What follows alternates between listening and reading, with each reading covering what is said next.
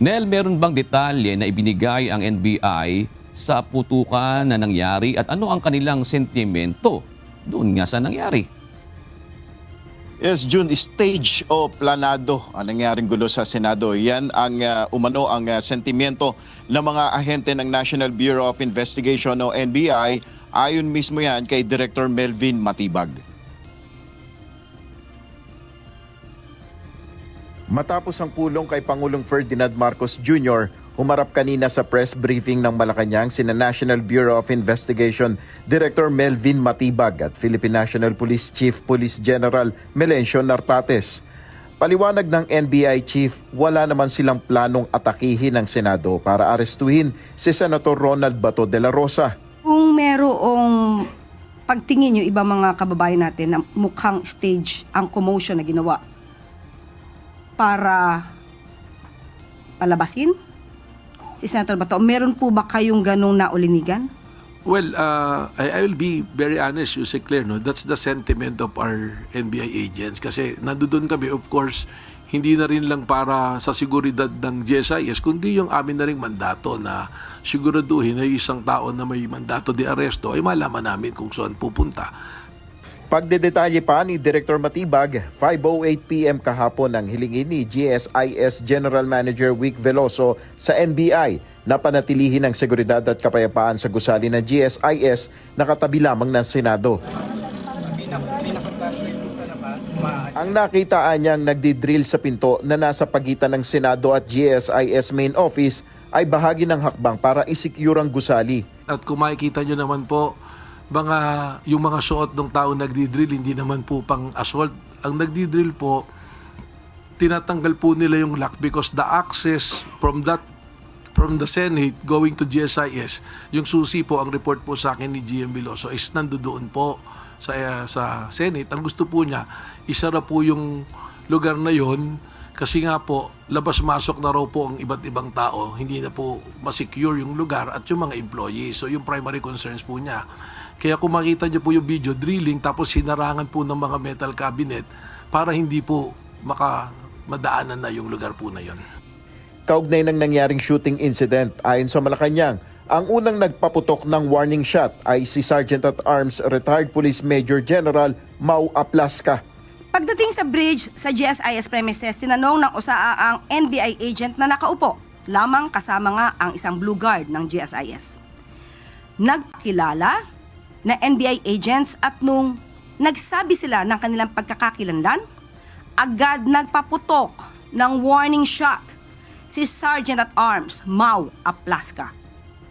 At dahil doon, napilitan ding magpaputok ng warning shot ang NBI agent.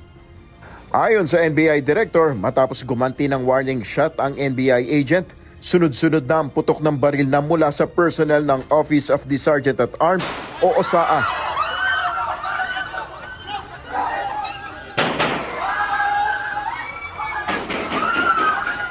Well, yung NBI po, nag-warning shot din po. Yun ang recollection sa akin. Pero after mag-warning shot, doon na po nagkaroon ng maraming pagputok na nanggaling po sa tapos yung ating pong NBI agent umalis na po rin sa lugar, tumakbo na po. May kasama po siyang blue guard eh.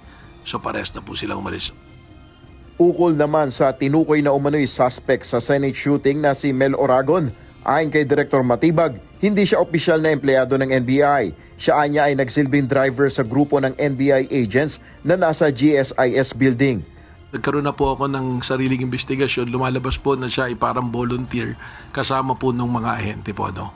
Doon po sa katanungan kung alaw humawak ng baril, yun po kasi yung nakita na naglalakad, pinahawak. Pero yung actual naman po na pangyayari, wala naman po siyang access po doon sa baril na hawak-hawak po niya. Ayon sa PNP Chief, kasama nila ang NBI sa nag-iimbestiga sa insidente. Kabilang narito ang umano'y stage o planadong kaguluhan para mapatakas umano si Senator Bato. Kung ang appreciation is stage ba or nagkaputukan na magkasakitan. So we are doing that and I'm enforcing all the necessary resources to speed up and resolve this incident. Ayon sa NBI, sa pulong nila kasama si Pangulong Ferdinand Marcos Jr. sa Malacanang, pinatitiyak na magiging patas ang investigasyon at mapanagot ang mga may sala sa insidente. Pero po, siguraduhin ng investigasyon ay makatotohanan at parehas at lumabas kung sino talaga ang mga may pagkukulang at kung ano talaga ang may mga pananagutan at siguraduhin tawagin at pananagutin yung mga tao may dapat panagutan sa pangyayari pong ito. Iniimbestigahan na rin ng PNP at NBI kung nakaalis na nga si Senator Bato sa Senado. Ayon kay Director Matibag, sa una nilang pag-uusap ng Senate leadership, nasa pananagutan anya nila ang senador na may arrest warrant mula sa International Criminal Court. If you recall, sinabi po ng mga senador that Senator Bato is under their protective custody, di po ba? At yun po yung naging consideration ng NBI kung bakit hindi po namin ituloy yung paghuli. Meaning, nung sinabi mo pong under protective custody, meron po akong sinabing statement noon na sana pagkakailanganing iharap si Senator Bato sa isang mang korte o kung saan mang ahensya na kailangan siyang humarap, ang Senado po ang may karapatan, no? Ibig sabihin sila yung may responsibilidad po na iharap po si Senator Bato. Sa huli tiniyak ng NBI at PNP na agad nilang ilalabas ang resulta ng kanilang investigasyon dito sa nangyaring insidente sa Senado. Yan muna ang ating update. Balik sa iyo, Jun. Nel, isang tanong lang, bakit NBI ang inirequest ng GSIS? Gayong alam naman natin na mainit nga yung sitwasyon. Hindi ba pwedeng PNP yun, Anel? Natanong yan kanina, Jun, kasi sila yun nandun na sa area, nasa paligid na sila nung GSIS building, kaya sila na yung hiningan ng tulong down ni GM Veloso para i-secure itong gusali na ito, Jun. Nandun din naman yung PNP, mas marami, di ba? At saka nakipag-coordinate ba sila sa Senate? Kasi alam natin baka magkaroon nga ng miscommunication kung hindi magkikipag-coordinate yung GSIS, magiging yung NBI na nandun doon, sa mismong Senate.